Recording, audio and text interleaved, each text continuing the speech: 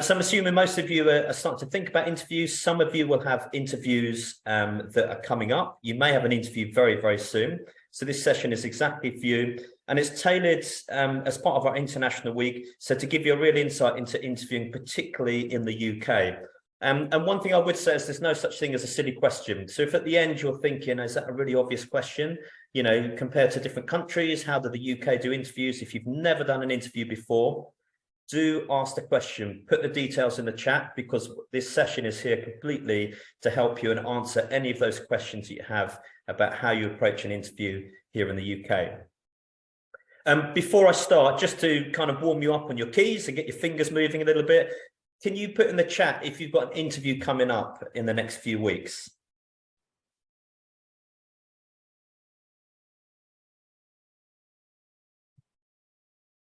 And let's just get an indication.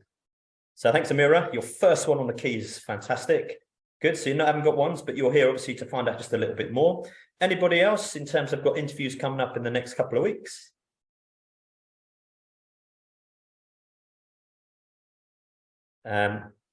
I'll keep an eye on the chat and we can have a look at that. And as I said, questions, we'll do some really good questions at the end. But do use the chat if you want to ask any questions as we kind of continue through the session.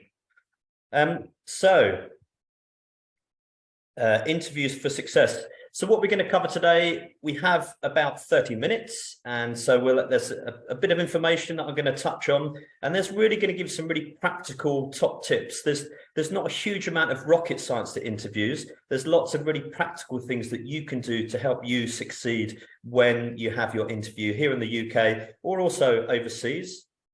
So in terms of what we're going to look for today, we're going to cover preparing. So how you prepare before you go to interview. Look at the growth of online interviews. Usually you'll have at least one aspect of your interview online, but the similar principles also apply to face-to-face. We're going to look at the type of questions you get answered, competency-based interviews, which tends to be the main type of interviews that are offered here in the UK.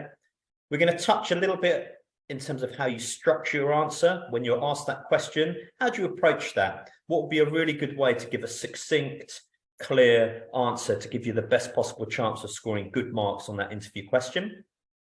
There's a couple of acronyms here, so ASPIRE and STAR. So they're two different strategies that you can have in terms of how you structure your answers and allowing you to do a bit of preparation beforehand. And just to let you know, these slides will be available. I'll share these afterwards. So you're very welcome to take notes, and I would encourage you to take notes, but I'll share the slides afterwards so you've got access to all the slides. And then final tips in terms of the actual interview itself. And then on the day, just some really practical things when you're going to your interview and you're physically going there. If you're going for an in-person interview, what sort of things to consider. So first of all, practicalities, really basic things. Now, this might seem really obvious to you, but if you're going for a face-to-face interview or an online interview, make sure you're wearing appropriate clothing for that particular interview. So it's always best to move to the side of more smart rather than less smart. So if you're unsure of the dress code, do make sure you dress appropriately and you're kind of almost that kind of business attire. Obviously, if you're online, you only need to focus really on the top half. And we're very much used to that online activity. But if you're going for your face-to-face interview, make sure you're wearing those kind of appropriate clothing. If it's a face-to-face interview, do familiarize yourself with where the interview is located. You may even choose at the weekend. Most interviews would be during the weekdays, just to do the trip, a dummy run of the trip, just so you know exactly where to go and there's no unexpected things that happen on the day. You're likely to be a little bit nervous on the day, so little things might throw you a little bit more than they would usually. So do just prepare in terms of do a bit of a kind of, we call it a recce, but do find out where the interview is beforehand and plan your route. And then on the day, just check if there's any delays. So if you're on the tube, just make sure there's no delays on the tube and you've got an option of a kind of a plan B in terms of how to get to your interview location. There's one thing that you cannot do usually for your interview, and that's turn up late. So that is something you can control, what time you turn up. So do, in terms of first impressions, absolutely turn up on time. And then a little top tip, when you're looking for when you go for your interview, make sure you save the job advert and the job description before the application closing date. Often you won't be able to access that information again unless you've downloaded it. So do make sure you save that, because you can refer back to that for interview preparation. And then what to do before your interview. So I would say the big R, so research. You have time to research the organization. There's so many different ways that you can go about doing that. There's social media pages. You can go onto LinkedIn, their Twitter feed. They've also got their website. But if you want to check really kind of instant things that are kind of happening for them right now, social media is a really, really good one to look at. ChatGPT started to become a bit more focused and dominant in a whole area of whole different spaces, and including the way that you research an organization. You can explore how you can use a platform like ChatGPT. You can also check the news. Have they had any takeovers recently? Is there any speculation about what they're about to do in the future? Is there any big projects that they're working on? Just to broaden your awareness about the organization. And then secondly, think about how you would fit into the role and into that company. So what makes you a good fit? You know, how do your values match their values? And that's your opportunity to showcase and make the employer aware that you've done your research. Someone that's done their research is well prepared. There's a lot of good kind of points, if you like, you get from the recruiter, because they know how much time and effort you've put into everything. The other thing is, make sure you know enough about the sector that you're applying to. So not only the company, but that industry. So what are the trends in that industry? What are the challenges? What do you think is going to happen in the next 5 to 10 years? How's technology going to impact that industry? Showcase the knowledge that you've picked up during your course, but also how you've acquired extra knowledge by the additional research that you've done. And then, you know, the final 2 points is around the preparation. There's some fairly standard interview questions that come up. So do practice writing down some answers to the questions that you anticipate will come. There's lots of good resources that you can look online to find out some potential interview questions. So just jot a notes down in terms of how you would approach answering those. And it's that preparation so that when you're asked some of those main questions that are always asked at interview, you're well prepared to give a really good, clear answer, and you're not completely surprised by kind of an off-the-ball kind of interview question you weren't quite anticipating. And then the final thing is just refresh your memory on your application that you've submitted, because the interview panel will have that in front of them when they're asking questions, and your CV. So if you put something on your CV, you've put something in your application, the interview panel will expect you to be able to talk about that as well. And then the final thing is that saved job description and adverts that you save for the when you apply for the job. Get to know the advert as well, so you're fully prepared before you go into your interview. And then we've had a massive rise in online interviews. So there's some extra things to consider for online interviews. And some of these we're really, really used to. When you're at university, it's a bit more informal. But when you're at interviews, you need to treat it as if you were going to the interview in person. And everything should reflect that. So what's your background like? One of the great things is that you can put your own background there, so you can save a nice background, so it doesn't really matter what's going on in the background. If people are walking past in your house, or if you've got stuff in the background you don't really want people to see, you can kind of set all of that up. If you live in a shared house, if you live with your family, or if you live with other students, make sure they know that you have got an interview and not to be disturbed. The last thing you want is in the middle of you're in your perfect flow as your housemate comes and said, actually, would you like a cup of tea? It might put some smiles on the interview panel, but it can easily be avoided. Interviews can be kind of formal or informal, and the employer will give generally a bit more information. As I said at the start, if you're unsure, always assume that it's going to be a bit more formal.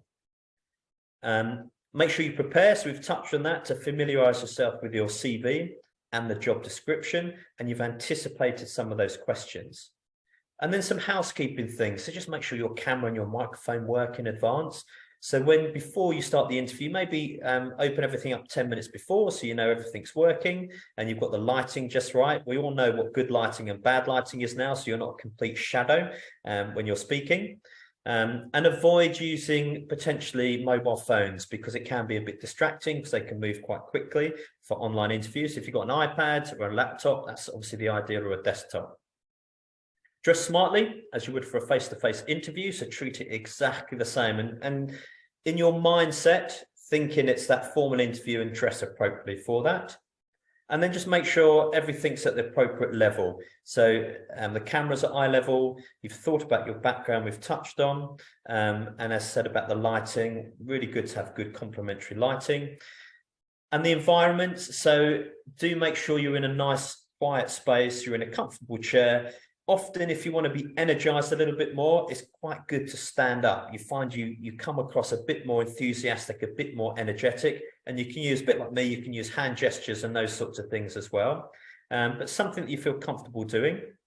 And then address answers to the camera is the final thing.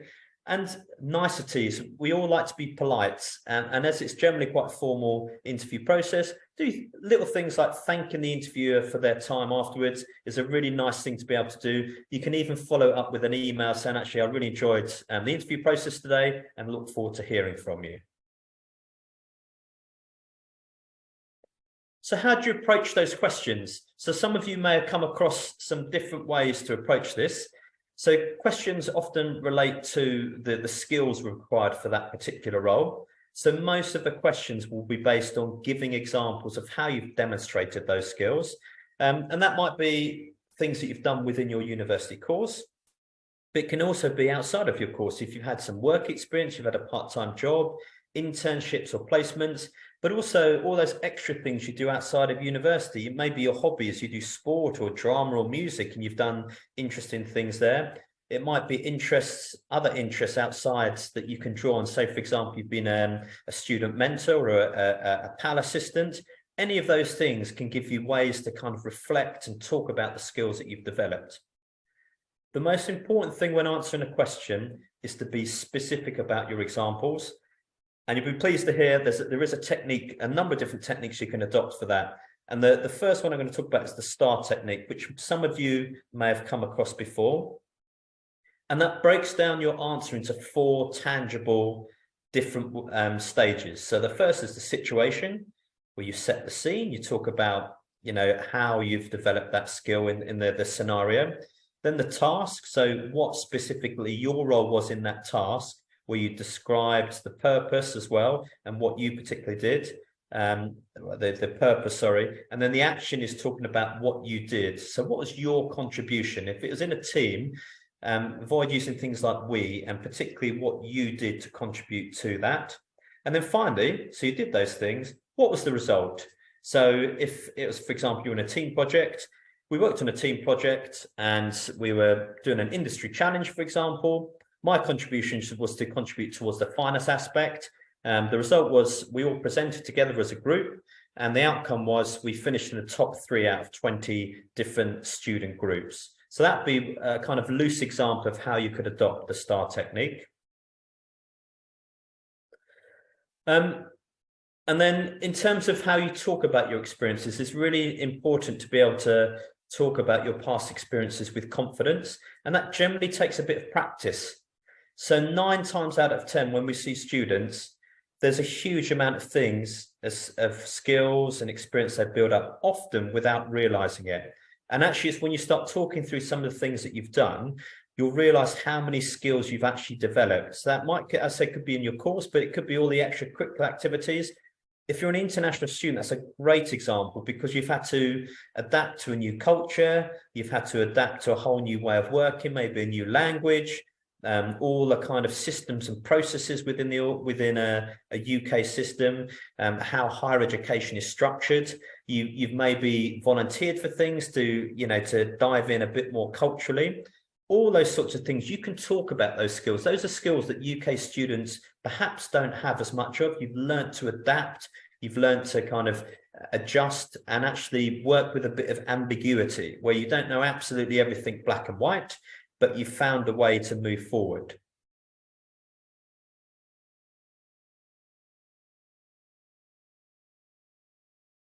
So we talked a bit about how you structure your answers. So I've touched a bit on the STAR technique. There's also another technique called ASPIRE. And again, that is an acronym. And that's a really nice checklist mentally that you can just how you kind of structure those particular answers in an interview questions and when you're in the interview situation. It also allows you to practice that beforehand. And I always think interviews is a bit like if you've ever done anything in drama, any sort of acting or anything like that. It's a lot of it is about the practice, and practice does improve your performance when you are being interviewed. So do practice along the way, and practice some of these techniques, because that will really help you, and it gives you confidence. As you start to see your confidence build and your ability to answer questions in a succinct way using some of these techniques, you'll find that confidence grows, and that gives you more kind of belief in yourself when you go to the interview itself. So if we talk about aspire, just move one of my toolbars so I can see my slides.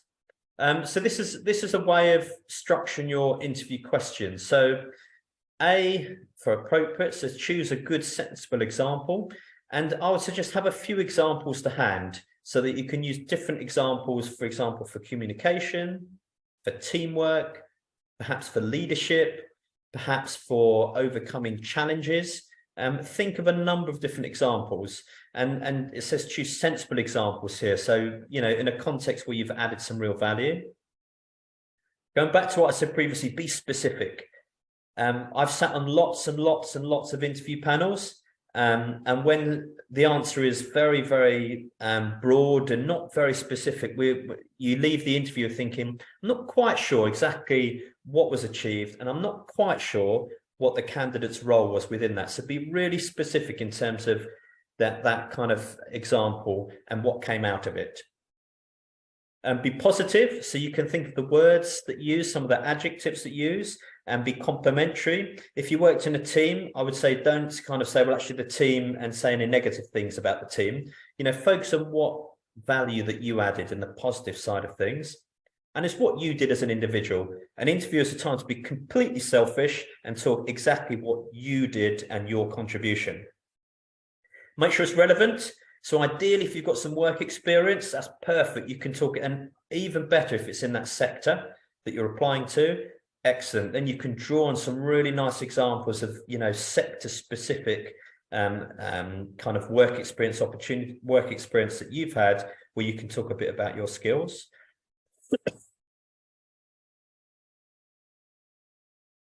And then finally, explain what your role was and what was happening at that time as well. So that gives you a really nice 6-step process to just structure some of those answers.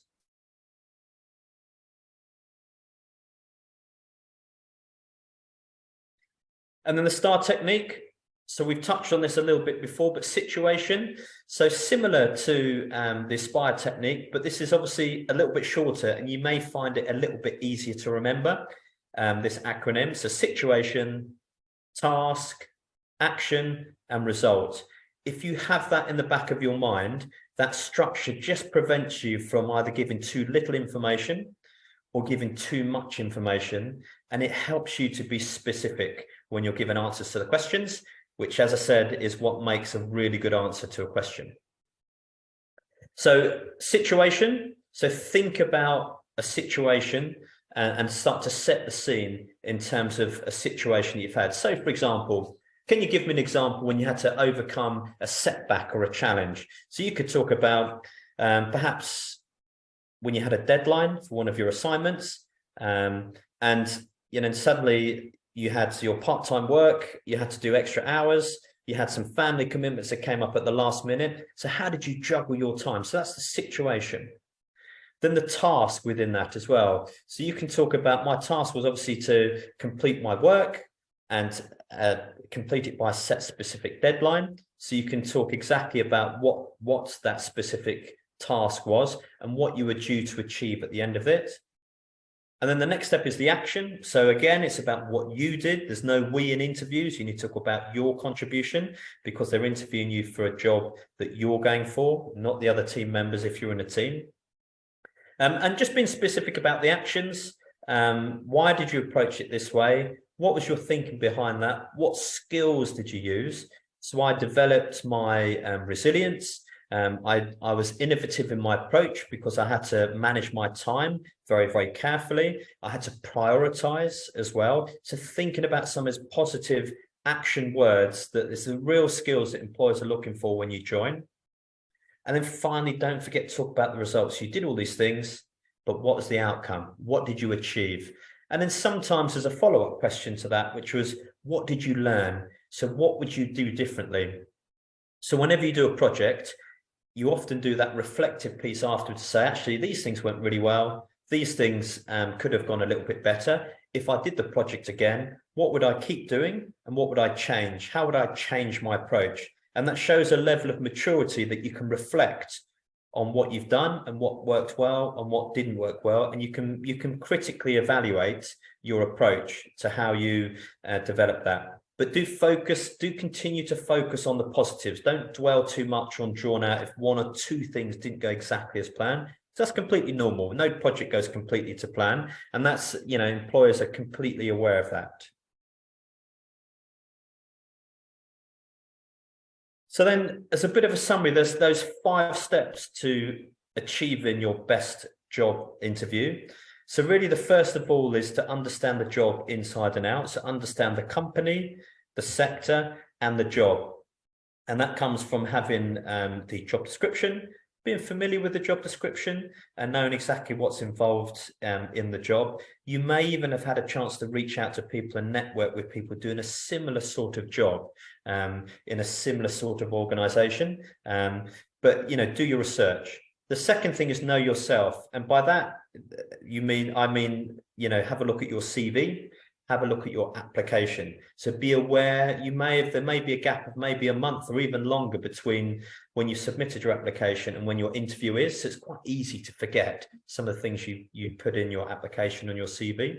So just do remember about what you've put in your CV and your application. You'll have a copy of it. Familiarize yourself with that before you go into your job interview, as well as familiarize yourself with the job description before you go in. And then there's that preparation. Interview yourself. So interview yourself, you can do that. There's great video. You can record yourself on your mobile phone, on your iPad. We've got video technology where you can record yourself on Sonru. Get your friends or people you trust to interview you as well. Just ask you 1 or 2 questions, and that gives you that kind of practice opportunity. So you interview yourself, but then practice, because we know the more you practice, the more confident you can feel, and practice does make you kind of improve on the skills. So on the day, there's no kind of major surprises. And the final thing is, and this is what a lot of athletes do, whenever you're performing, just visualize yourself at that interview. Think about the panel that's going to be in front of you, thinking about how much preparation you've done, and just thinking about all that preparation, how you're going to put it into really good practice. You've put the time and effort into the application, you've researched the organization, you've practiced, and you're in your best possible position to do your best on that particular day. And have that belief in yourself. I always say, just before you go to the job interview, if there's 4 or 5 people that have been shortlisted for interview, on paper, you have been selected out of other candidates. So already the employer's really keen to speak to you, and you're very close to getting that job offer. So your task at interview is to do your written application justice by preparing and giving really good answers and building up that rapport with the interview panel. So some really final tips: prepare. Really important to prepare in advance. Anticipate some of those questions, and look at the job description, because those interview questions will be based on that particular job description, and particularly on the competencies that are involved in doing that particular job. Employers are looking for someone that's motivated, someone that's got the skills to do the job, and someone that's going to fit into the organization, that's values meet and align with the organization. And that's the same for you. You want an organization you'll fit in with. You want to know you've got the skills to do the job, and you want to do a job that when you get up in the morning, you're going to be motivated to it, and you're going to enjoy the bulk of the activities that you do, because you choose where you choose to work, and you make that proactive choice. If you are struggling for ideas, do speak to people around you. Speak to your friends, speak to your family members, speak to your housemates. They're often a really good sounding board, and will often see good things in you that perhaps you hadn't quite noticed through all the different activities that you do. Prepare some examples of good interview questions. So think of 2 or 3 good examples that you can draw on. So you've almost got that pool of examples that you can dip into and talk about some of the different skills that you've been developing throughout that time. And if you can vary it ideally, so some may be from your course, some may be from some sort of work experience, that can be part-time, or that can be some sort of internship placement. And some may be from your outside interests, so your hobbies, your interests, or if you've done some volunteering. And then you've got a couple of techniques of how to structure an answer using that Aspire or using the STAR technique. Do thinking about how you use that. And a bit like going for an audition, if you're a professional actor, rehearse, rehearse, rehearse. Rehearse your answers, because you can anticipate there'll be a good number of questions that you'll anticipate thinking, I knew a lot of those would come up. So really, that's your chance to prepare those answers. On the day itself, there'll be a bit of adrenaline.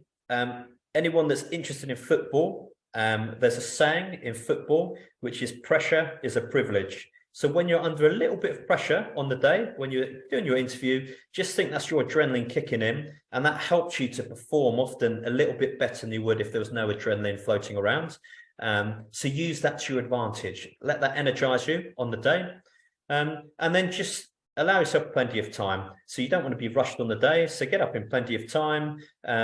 Think about how you're going to get there. You've prepared that already. Do get there nice and early. And you may want to have coffee beforehand or just a little drink beforehand, but just give yourself enough time to get to the venue. If you're working for a large organization, once you're in through the doors, there can be another 10 minutes of getting to the right place. So just allow a little bit of time for that. And if for any reason you cannot attend, or if you're going to be late through no control, through no fault of your own, do just let the employer know, because that's just that general, really nice bit of etiquette. And there's some housekeeping things. When you're invited to interview, there's usually a whole range of different instructions. If you're asked to bring any documents or ID with you, obviously just make sure you bring that with you, and then they can do the checks that need to on their day. Think about what you're going to wear and prepare that the day before, so you're not kind of frantically doing stuff first thing in the morning. And once you're at the organisation, just turn your phone off. You don't want that buzzing or, you know, that ringtone going off halfway through when you're just in your flow, delivering your fantastic preparation. And I've just put 3 things there. So plan, prepare, and perform. So the 3 Ps for that when you go off your interview. So next steps. So hopefully you found that really useful, and that just gives you a bit of a snapshot in terms of how to really perform well at interviews. We have a really good service at the PDC where you can book a mock interview with one of our careers consultants. So that's great. So that's where you get a chance to practice with someone, a careers consultant that you've seen before, you haven't seen before. You send them the job description beforehand, so they've got a bit of information, they know a bit about the role, and then they'll take you through. And the best thing about the mock interview is you get feedback straight afterwards. So they'll say things that say, actually, you started really, really well. I love the way you structured your answer. What I suggest is, you know, think about a bit more your body language. Maybe let's look at your eye contact or maybe some gestures. And it just helps you just refine the way that you perform on the day. Really, really nice luxury thing to have. You don't get the benefit of that after you've graduated as you get those promotional interviews. And build on feedback. Feedback is the breakfast of champions. Constructive feedback you don't always get it from interviews, but once you've digested that feedback, take it on board, tweak it. You know, you're never the finished product. You're always refining how you're going to be developing. So use that feedback to your advantage and take it on board. The people interviewing you may have interviewed hundreds and hundreds of people beforehand. And so actually you've got some real good insight there as well. The other thing is don't give up. Interviews, very rarely do you ever get the first job you apply for. There is a resilience and there's a journey to go on. So that's where it's good to get the feedback and you can start to see where you went your real strengths are, and then areas you just need to do a little bit of work on to tweak. And if you're not shortlisted or not successful, just keep on going. Always ask for feedback from your interview if you're asked for interview.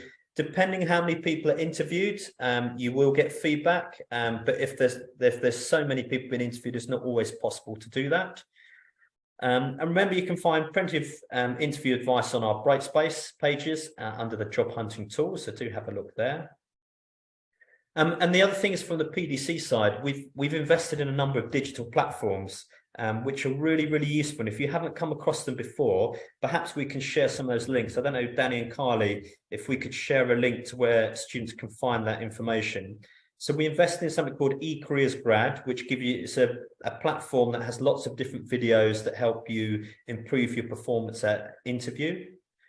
We've also got a platform called Sonru, where you can pre-record, where you can record your interviews and you get them played back so you can see what you look like, which at first is a bit uncomfortable, but actually it's really useful. You can see how well you're performing.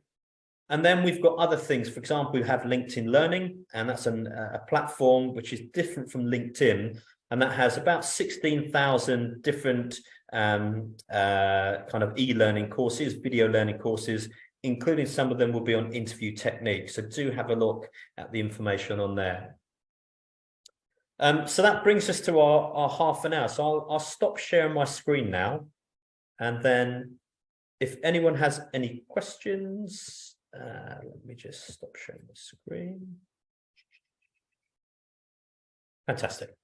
Good. If there's any questions, I haven't had a chance to look at the chat. So I'll see if there's any questions from the chat. Let's just go through in order. Thanks for the tips. I have two questions for you. If a situation is asked in the competency-based questions that we have never encountered before, how should we respond? Please advise.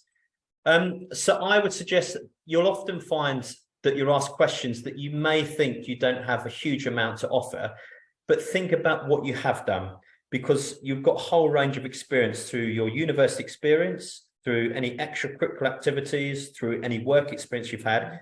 Think of where you have demonstrated some of those skills.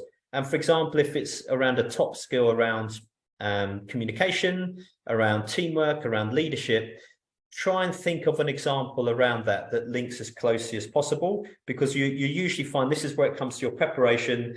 Think of some situations where you've demonstrated some of the top skills they're looking for. And actually, I'm sure usually you'll be able to find some of the skills that are required from one of those situations.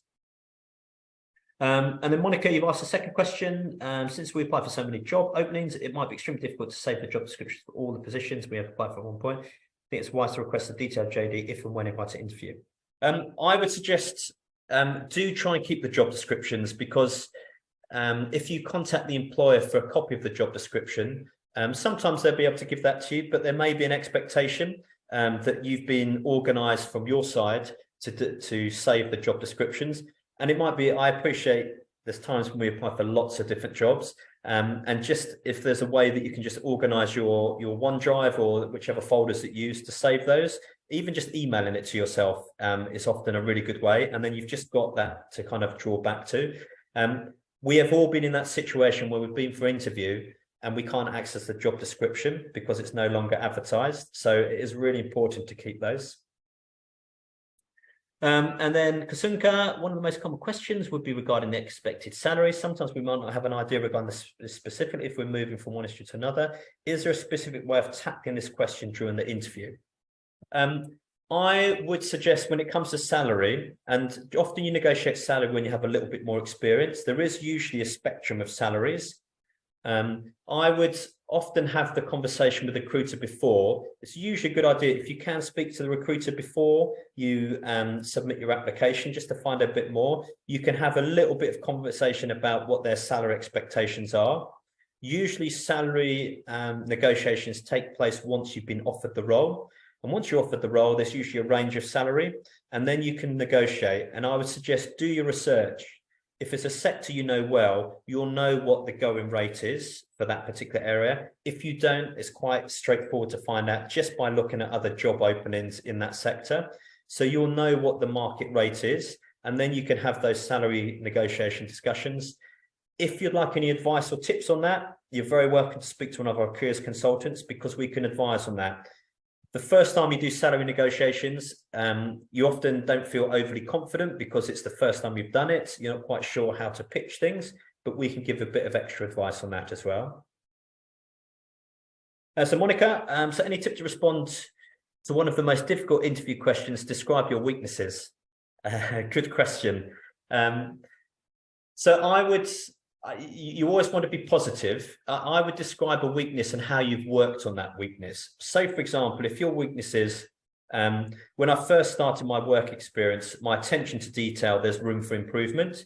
You can talk about how you've improved in that particular area and talk about that progress. So you can say, as an example of how I've improved this, in my most recent assignment, which required a high level of attention to detail because it involved X, Y, and Z, I'm very pleased to confirm that I got a first or a high 2-1. So that's an indication that I knew that's an area I needed to work on.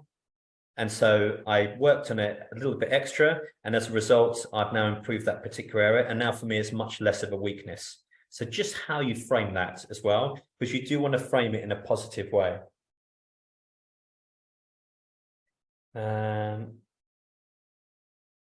So Sneha, sorry if that's not how you pronounce your name, but you put your question in there as well. Another question we face always at the end of the interview is, do you have any questions for us? How would you suggest answers? That is a really good question, and I'm really glad that you've asked that. And I often say you can tell quite a lot about a candidate by what questions they ask at the end. So think about the questions. So one of the obvious questions is always that you can ask is, when will we find out the outcome of the interview? And everyone, that's a fairly obvious question. So I'll definitely include that. The other thing you might want to ask is, you know, you mentioned in the job description that there's some travel opportunities. Can you talk a bit more about what that would look like? Is that, you know, is that once a month? Is that once every 6 months? So ask some questions based on the information they have provided. The other good question to ask, and it often gets asked by candidates, is, can you tell me what you like about working for this organization? Because this is a matching process and you want to find out if this is an organization you want to work for. So you can, if you've got a panel of 3 people interviewing you, you can address that to the panel. So what do you like working at this organization? And then you can see how they respond, how animated they are, what they talk about. And that's quite telling in terms of, you know, what it's like to work for the organization. The other thing you can ask is, what would an average day or week look like in this particular role? And that gives you a bit of a flavor for what will happen day to day in terms of what you'll be doing if you're offered the job.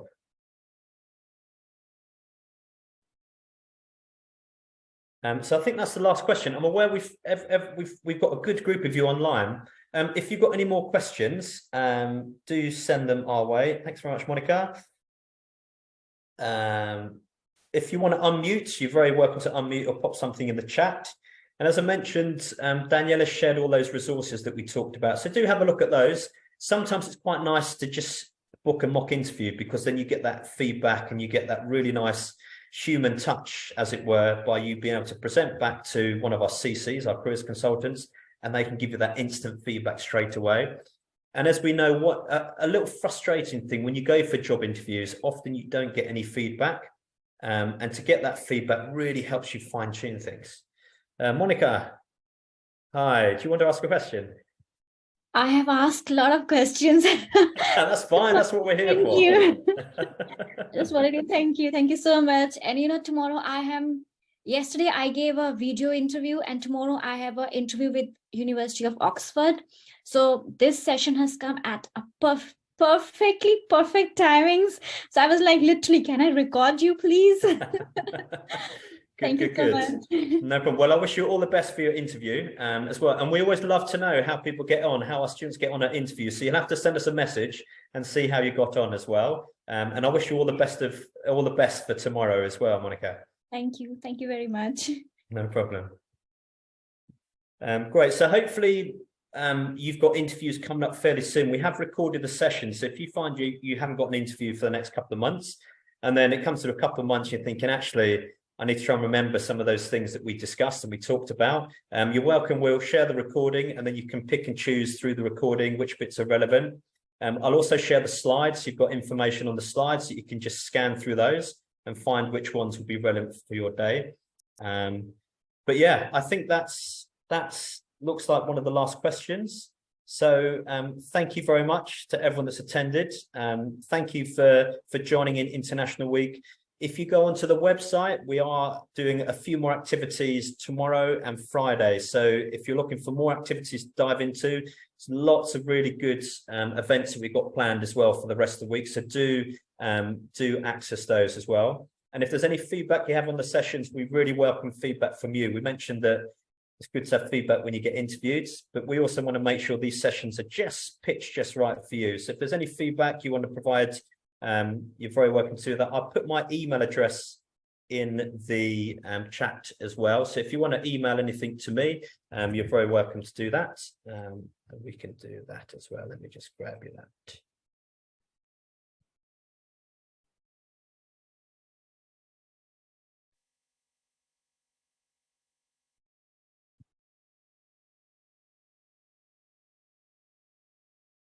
Great. Okay, lovely. Thank you very much. If there's no more questions, again, thanks for attending, and I wish you all the best for any interviews you have coming up, and come and see us in the PDC. We're here to help you get past that interview stage, and practice makes perfect. So the more practice and time you spend investing in you and your preparation, the easier it will be for you to get through that interview process. And we'd love to see you all just, yeah, absolutely ace the interviews when you go and do them as well.